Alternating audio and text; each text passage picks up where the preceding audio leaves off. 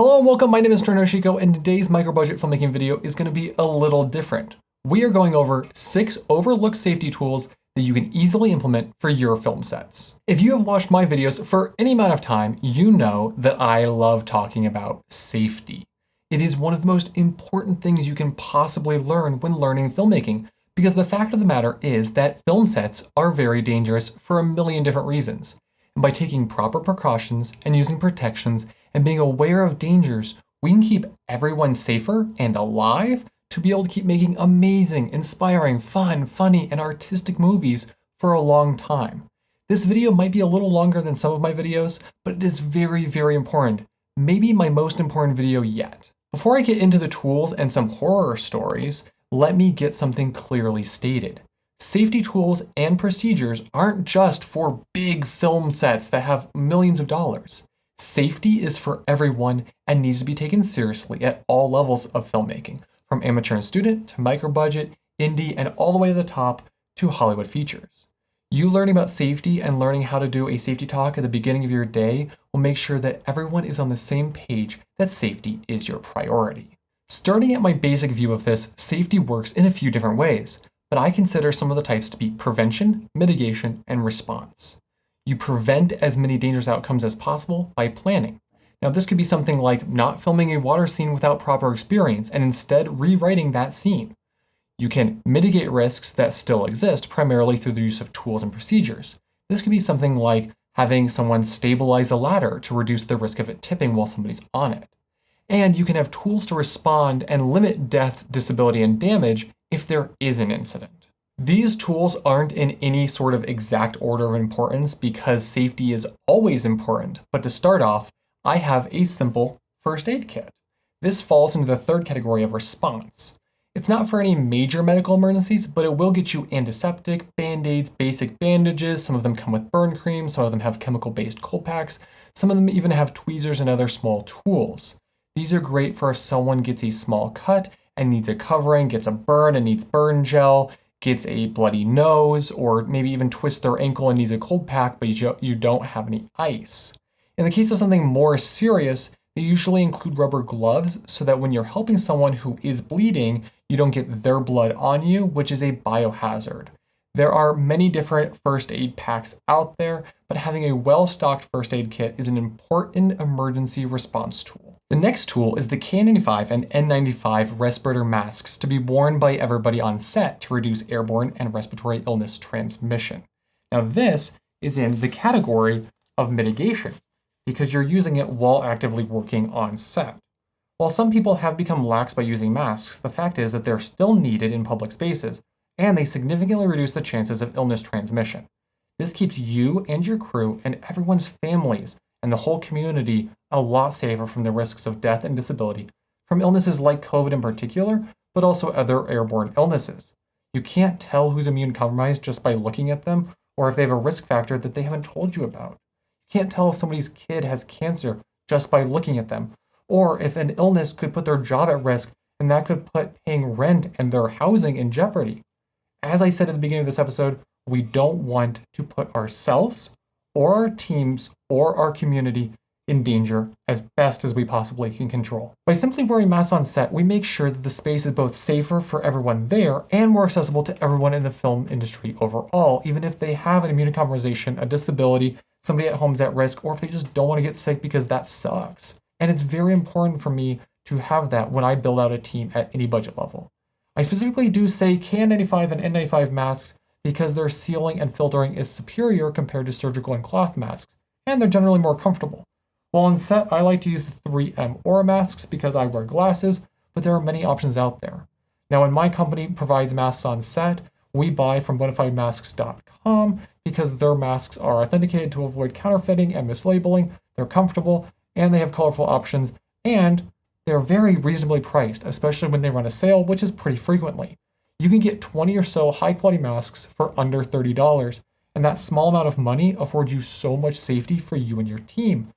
But by avoiding illnesses, you avoid delays, loss of work, wasted rentals, wasted money, lost locations, etc., and you can save thousands of dollars and many headaches before we even talk about the benefits of avoiding disability and death. The next safety tool is along the same lines, being room air filtering tools like HEPAs and Corsi-Rosenthal boxes, also known as CR boxes. Just like we discussed with masks, reducing the chances of airborne illness transmission means needing to clean the air that we breathe. Now that's another type of mitigation. Air filtering means that the potentially dangerous particles in the air are pulled into the filter, trapped in the material, and then clean air is pushed back into the room for everybody to breathe. And this is especially effective when combined with masking. There are many options out there for air filters on the HEPA side, but I like this Renfo unit. It's kind of small and it's able to be placed on a table really easily. I also like Winix units that don't use ozone. These types of HEPA units are also generally portable, which makes them really easy to manage. But there is another cool option for air filtering, that is CR boxes. Now, they're too big to fit on my desk, so I'm just going to have some footage to show you. These are high output DIY air filters that are remarkably good at purifying air for a reasonable price. The construction of a standard CR box will cost about $100 to $130, which is similar in price to a HEPA, but the clean air output is roughly 9 times more. The EPA has guidelines for air changes that says 5 air changes per hour should be the goal to reduce illness transmission and pollution effects, but any air filtering is going to be better than none at all. For a recent documentary shoot I did, I made a modified version of the CR box for even more capacity. I'm planning a video on how I made my special version, but if you want to make one right now, I've included some helpful video links that I used to make mine down below in the video's description. Each CR box takes, I don't know, probably about an hour to make, and they're quite easy to assemble. When using air filters in a film set situation, please place them where the majority of people are actually going to be working. Don't just put them off in the corner somewhere, especially if there's an area where the talent is that they can't mask. My method is to put the filters all on a single power strip and between takes turn them all on with the flip of a switch at the same time and let them run while the next setup is getting prepared or we go over directorial changes, etc. This gives the opportunity for the air to get cleaner while not having any interruption at all to sound or productivity. I said before and I'll say it again, by using tools like masks and air filters, we reduce the spread of airborne illnesses, which is an incredibly important part of making movies safely right now. These tools are amazingly affordable and they will pay you back by not losing time or crew or your budget rescheduling. Plus, it's the right thing to do to keep your crew safe. Next, we have the trusty fire extinguisher. Back in the day, film was shot on, well, film, but not just any film, highly flammable nitrate film. So fire extinguishers were very important because fires were very common. Thankfully, we now have more stable film stocks, digital cameras, and other tools like fire sprinklers that are built into buildings, and these issues are much less common.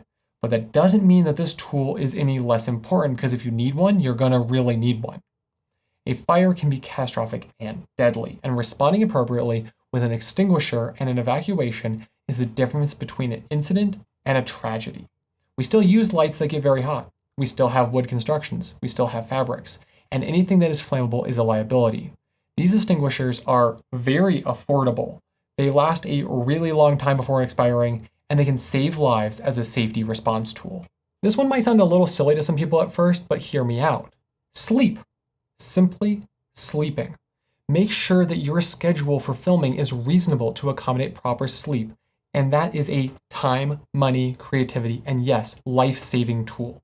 Exhaustion is terrible for the body long-term and we don't want that. But in the short term, the effects of being underrested can have similar effects to being intoxicated with alcohol. We all know that driving while intoxicated kills people, but far less frequently discussed is driving while being too tired also being deadly. Thus, having enough sleep is a prevention tool.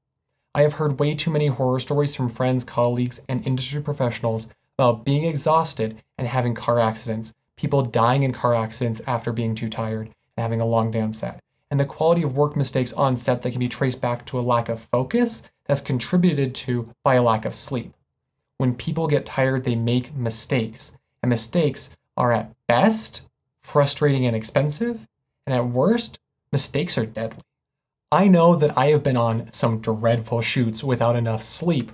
One in particular, a few years ago, I was the second unit DP and the first unit first AC. It was a really small project.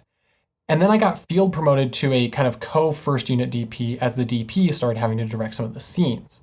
But on top of those roles, I was also the most experienced data manager, so that became my job as well. And I ended up getting like 8 or 9 total hours of half sleep in a 55-hour window as we were shooting both nights and days. And I'm really thankful that I was not driving. And on top of that, one of the talent came to the shoot pretty sick and then spread that illness to the entire crew on top of the exhaustion from the unreasonable schedule. It was not fun, the crew was not respected, and more than one policy that my business now follows was developed because of that experience. As a producer and or leader in a film or video project, scheduling that there are reasonable turnaround times, limits to how many hours that can be worked in a day, and days off for rest are not just nice things. They will make sure that when people are doing their work, they've had the rest that they need and that they can focus and they can do their job well in terms of safety, in terms of execution on a technical level, and in terms of the brain power to remain creative. This is a creative industry. Let's not forget that we need rest to maintain our creativity. So, especially as your films grow in complexity and scale, make sure to have a reasonable and sustainable schedule remain being a priority. And the last tool that I think is overlooked in terms of its effects on safety is food and water. Just like sleep, food and water are another preventative safety tool because they're, basic human needs. If someone is too hungry, they might be grumpy or argumentative, and that can cause tensions on set.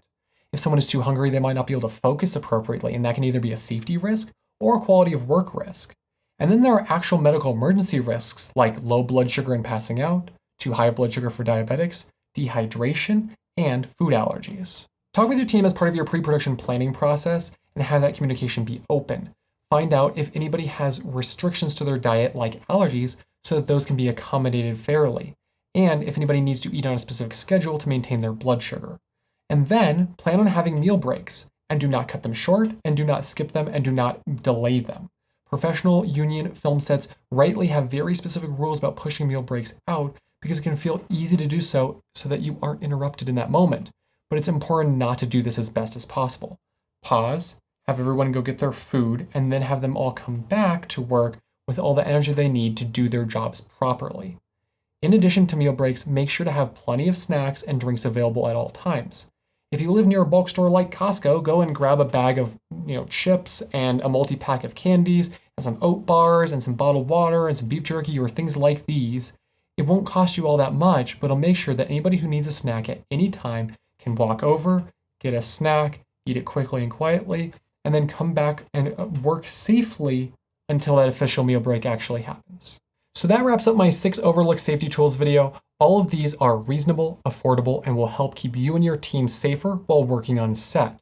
I was gonna have a bonus one, but I think the video is a little bit long now, so I will just say it. Safety cables.